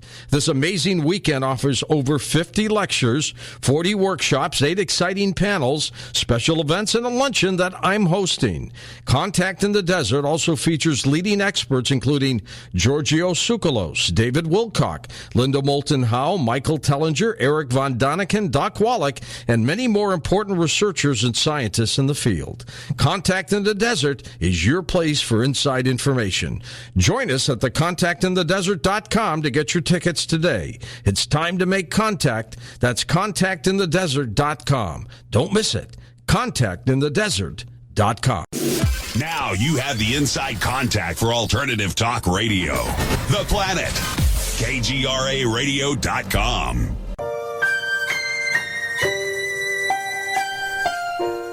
Hello, guys. Welcome back to Sky Tour Radio. This is Mark D'Antonio with Amanda Curran, my effervescent co-host. And Daryl Mason is here with us, too, who is our, what's a better word for effervescent, Daryl? Knowledgeable co-host, right? Fizzy. I'm fizzy. Fizzy. Yes, he's fizzy. Amanda's effervescent, Daryl's fizzy, and I'm busy. So busy, fizzy, and dizzy? It's almost like Three Stooges, huh? Right? That's right. Hey, who are you calling a stooge? We'll work on that. Mark? Oh, wise guy. Wise guy, eh? Yeah.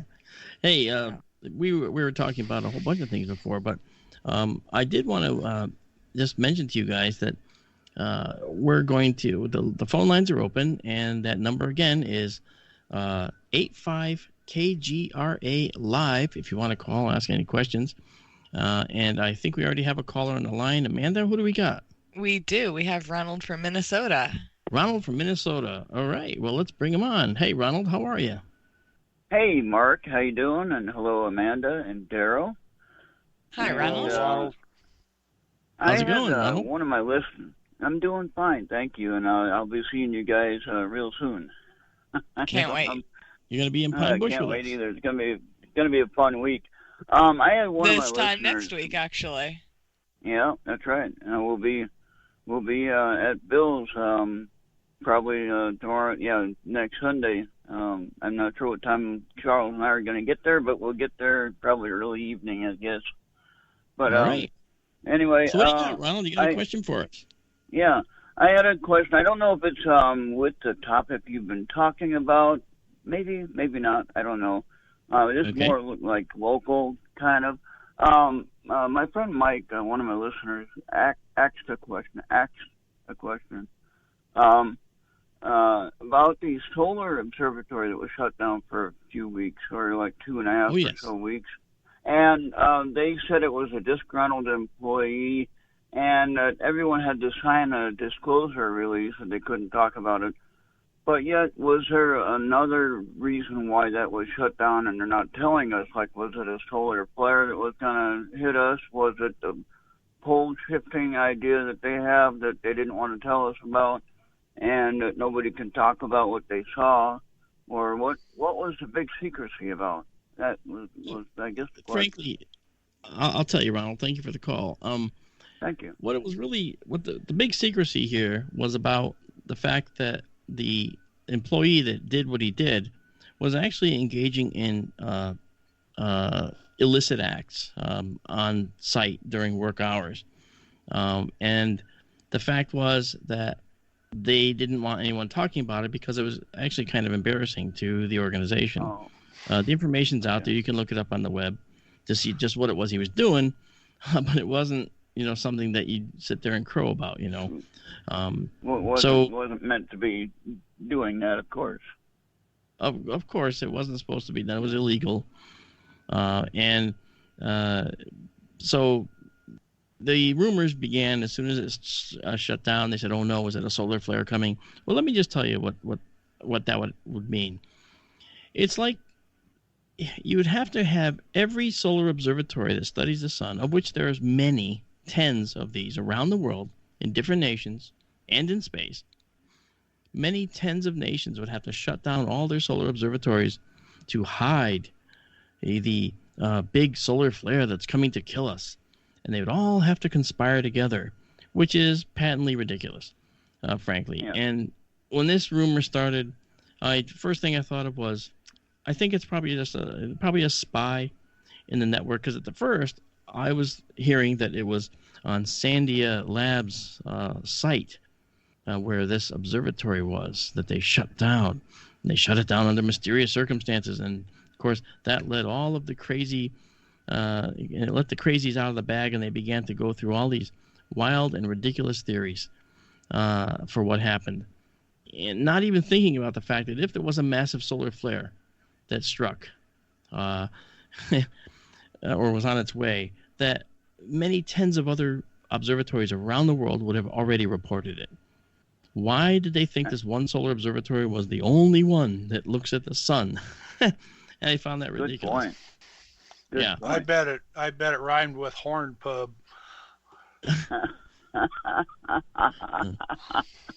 Well, I thank you guys for this phone line. I just enjoyed it, and I was actually number one this time. I was like amazed. Very good, Ronald. Yeah. Yes, we appreciate it. Thank you very much. And I've been like number 2 and number 3, and so first time I got to be number 1. I appreciate you guys taking calls, and I appreciate Bill working on the phone lines, and KGRA and Race, and just everybody that's involved in this whole thing about getting the phone lines going. And it's nice that we can actually call and talk on the regular phone without the Skype, you know? Yeah. Well, we appreciate you listening every week and coming up with great questions and staying tuned to KGRA. Yeah, now, Ronald, I had a question for you now. Yeah. You live in the town of Jeffers, Minnesota. I was waiting for him to answer that. Sorry. That's okay. The postage stamp, as Bill likes to call it. Yeah, and it's a little square. And I remember, folks, Ronald has visited us in Pine Bush last year as well. And he lives in this really small town that's a square that you can walk around. You can walk around the whole town. And it's a perfect square. It's wonderful. And I asked him, because it seems isolated, I asked him, what are your starry skies like? And your response, Ronald, was what? Cloudy. It is Minnesota after all. When it's clear, we do have a couple of clear nights. Of course, it's cold.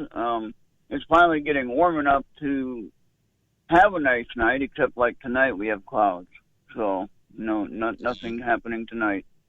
So, all right. I was thinking, the other night I was thinking, I could get outside, but then it was kind of cloudy and hazy when I went out to look at it. So it's like it's like you get kind of a nice night, but then you got the high level clouds that are no good. You know what I mean. So, I do. Well, Ron, I want to thank you for the call. It was wonderful having you on, and we'll see you in a short amount of time. And I hope that you and I can have a talk when we're at Pine Bush, when we can have another interview with you, maybe a short one.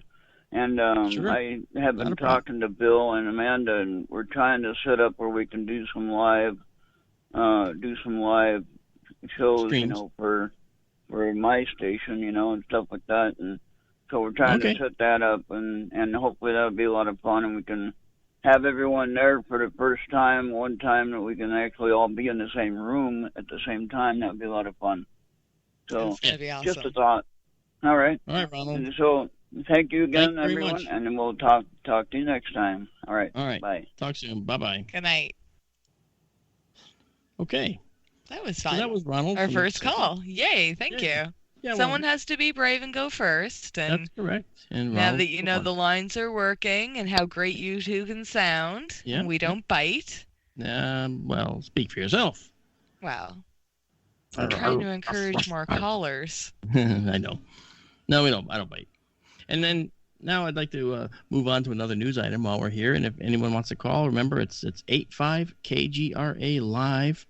And Amanda will put the number in the chat if it's still not there. If it's not there, if it's scrolled out of the way is what I'm getting at.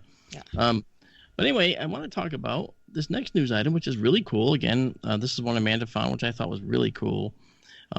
It's the star in our galaxy that seems to be in the wrong galaxy. Now, you're going to say, wait a minute. What? Why? Was it got a sign on it that says I belong in Andromeda? I come from Triangulum? I mean, no, not at all. But how would we know that? And this is where the science comes in that's really cool. When we look in a star's atmosphere, we can see what kind of elements exist in the star's atmosphere. And when I say atmosphere, don't think Earth atmosphere with clouds and air. The atmosphere is hot plasma, all right? And this hot plasma is something that by far is not an atmosphere per se, but it's not fusing like the core of a star. And this star called J1124 plus 4535. I know that's a wonderful name. I know you guys say, wow, I know that star. This star has a fraction of the iron and magnesium that other stars around it have.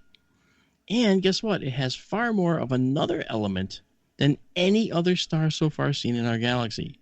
So this star is rather unique. Okay, rather unique.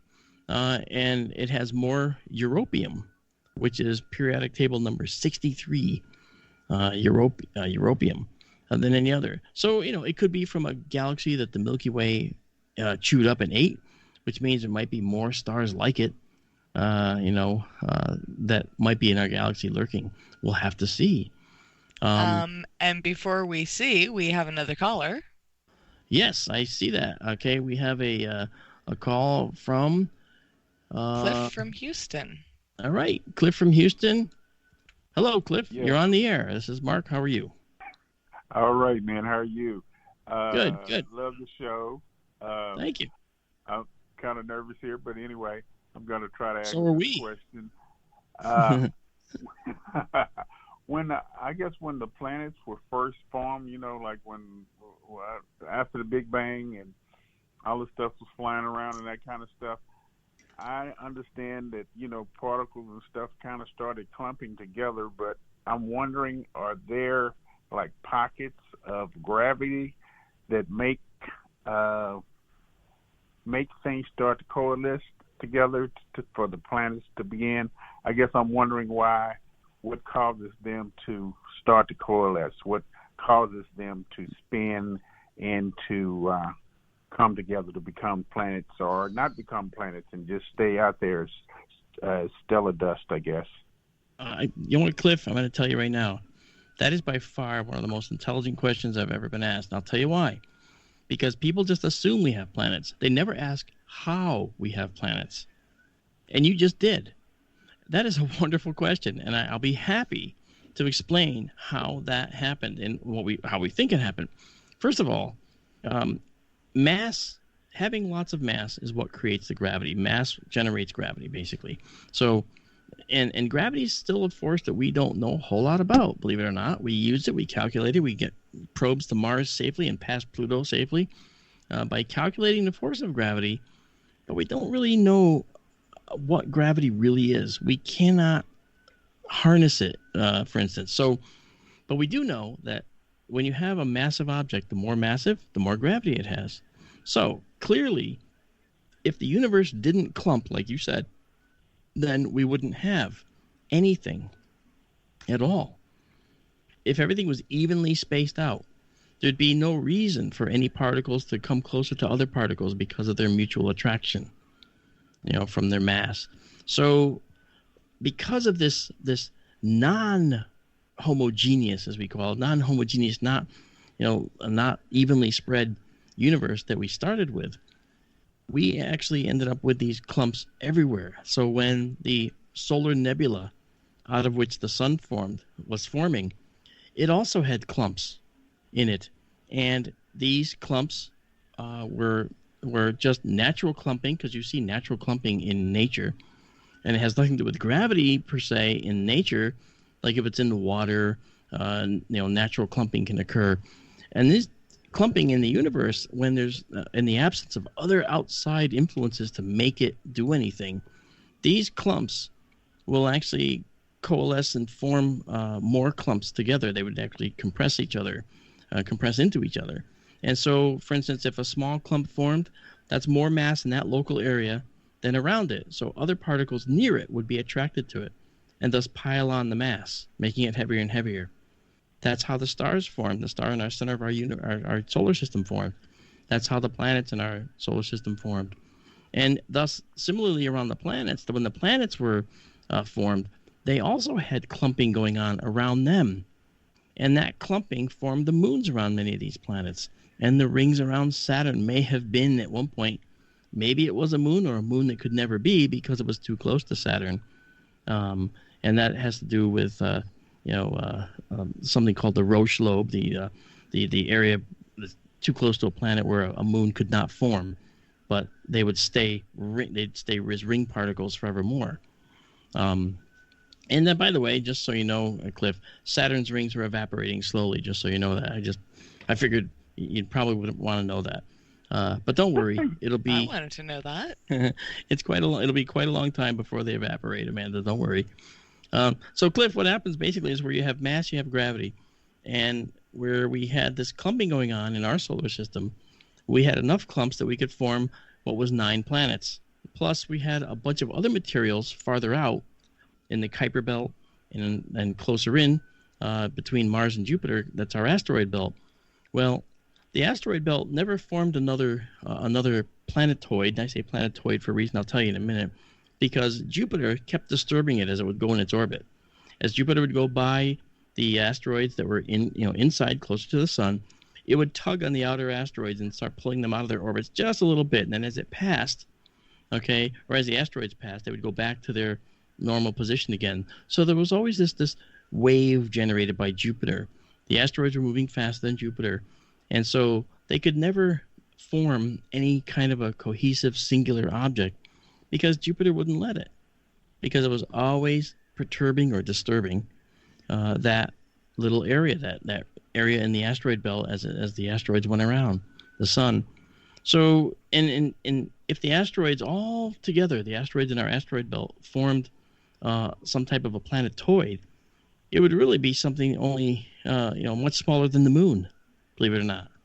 So yes, the clumping can sometimes result in objects or sometimes result in belts of debris like the asteroid belt, because the objects don't have a chance to coalesce because they can't clump because something's disturbing them. In this case, with the asteroid belt, it's Jupiter that was disturbing the asteroids, preventing them from doing this clumping over time. And way far out, we have the Kuiper belt, which is icy objects beyond Pluto that actually are circulating the sun very slowly, and they're mostly ice. And they're distributed pretty far from each other. So over time, those didn't really get a chance to clump too well. It's only in the inner and outer solar system where we had enough debris, enough material, that once a clump started forming, other material around it would fall into it because of the mutual gravitational attraction. And the larger the clump got, the higher the gravity got. This led to, of course, Jupiter being the most massive planet in our solar system. So hopefully, and perhaps that answers your question. So let me know. Actually, if you have a follow-on, I'd be happy to hear it now, Cliff. If you have another question. No, thanks. That was a really good explanation. I love your explanation. I guess that's one of the things. I'm an old person, but still trying to learn. One other question, I guess, and this is not about Nibiru, but there's supposedly, I guess they've said maybe there's a 10th planet that for a while I heard everybody is looking for, but nobody has really found. Not Nibiru, but something, just because of the way some of the planets, I guess, are attracted to this. There probably is a fairly large other planet that's circling somewhere far out. Do you know what I'm talking about? I do indeed. And beyond Pluto, we do have other planetoids, I guess, smaller. We'll call them dwarf planets, like Ceres. Used to be an asteroid. They call it a dwarf planet based on its size and mass. Well, there's other dwarf planets out there. We have Eris, we have Sedna, we have Chaor, and these are all smaller than Pluto. Now, so do those qualify as planets? Well, I don't know. But is there a 9th planet? That was one of the ones I heard too. Is there a 9th planet? That was when Pluto was not considered, and that was the same one. If you consider Pluto, they're saying, well, is there a 10th planet? Because Pluto would have been the 9th. And so the answer to that is that we have some knowledge of our Kuiper belt, and there have been some studies done. There's been some gravitational disturbances that seem to indicate that there might be other massive objects. And we say massive, we don't mean more massive than Pluto. There is certainly not anything, and I know you're not saying this, there's certainly not anything out there that's as large as the Earth. Because of the fact that we would have already seen its effect on other objects in the Kuiper Belt and on Pluto and probably Neptune and Uranus. And that's I why thought I heard the object that appears to be affecting the orbits of other objects far out in the Kuiper Belt. I saw somewhere they said they thought it might mass as much as 10 planet Earths. Yeah, that's what I was thinking. I saw articles like that, but that's just speculation right now. We don't have anything that is conclusive in any way. And I read that article too, and then of course I read articles that said, it is another Earth and it's coming toward us, but you get everything under the sun. Well, yeah, I think you have to. I don't know where you draw the line with this stuff. It's not Nibiru, and we won't call it Planet 10, so we'll call it Planet 9, and all this stuff. And where you draw the line between, the really out there ideas and what you would call conventional science or astronomy. I get it, and you know what? I think that Cliff, your question is a good one because it points out a lot of the speculation that's out there now about what about this 10th planet? What about this 9th planet? No matter what number you give it, is there something out there that is of substantial size? Well, we really just don't know. But we do know that if it was as big as the Earth, we would have noticed the gravitational disturbance to Pluto's orbit and Neptune's. But Neptune and Pluto are still in the same dance they've been in for a long, long time. And that hasn't really changed. And so I don't think that the disturbances that we see are related to something that is the Earth or bigger yet. Now, we've only, though, you got to keep in mind that it takes Pluto, quite a long time to circle the sun. All right. So if it's going to take that long to circle the sun, we probably should get data for farther along in its orbit before we actually make that decision. But I think it's important to look at the data. But I'm not beyond speculation. I'm not beyond speculation.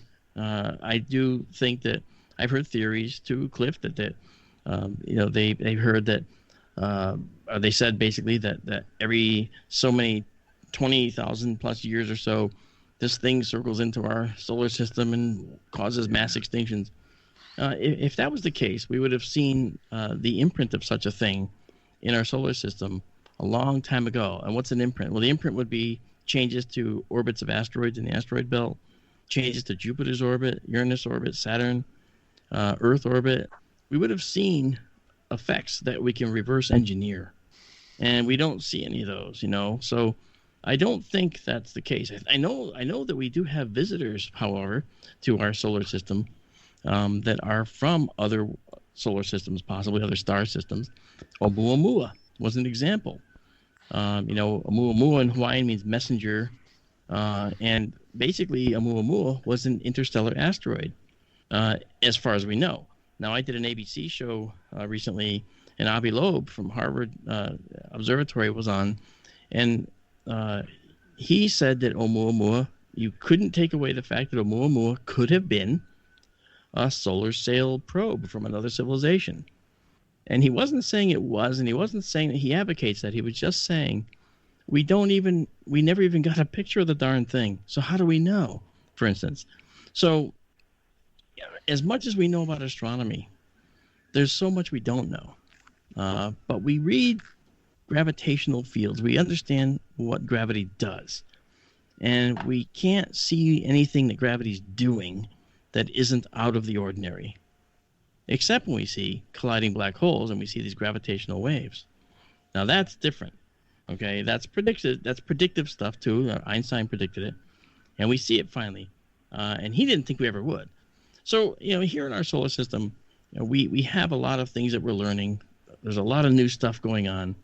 And I think that the best possible thing we can do is to just keep learning, man.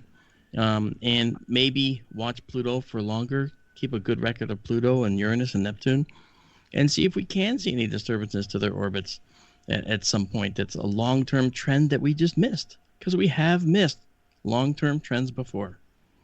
But Cliff, I want to thank you for the call. That's really, really wonderful. I mean, we're actually running out of time tonight for Sky Tour Radio, but I did want to thank you for giving us a call.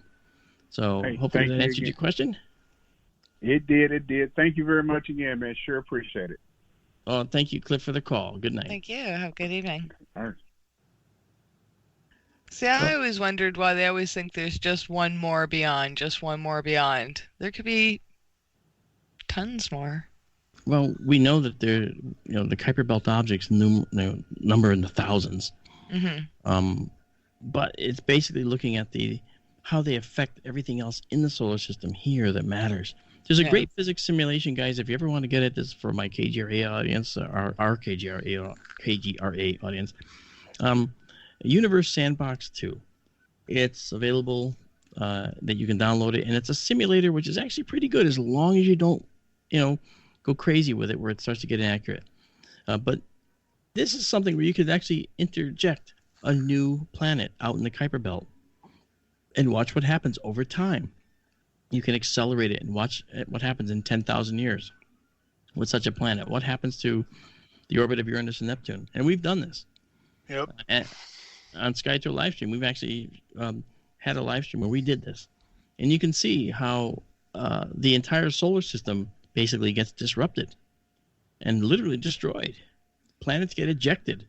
Jupiter ends up winging its way out of our solar system.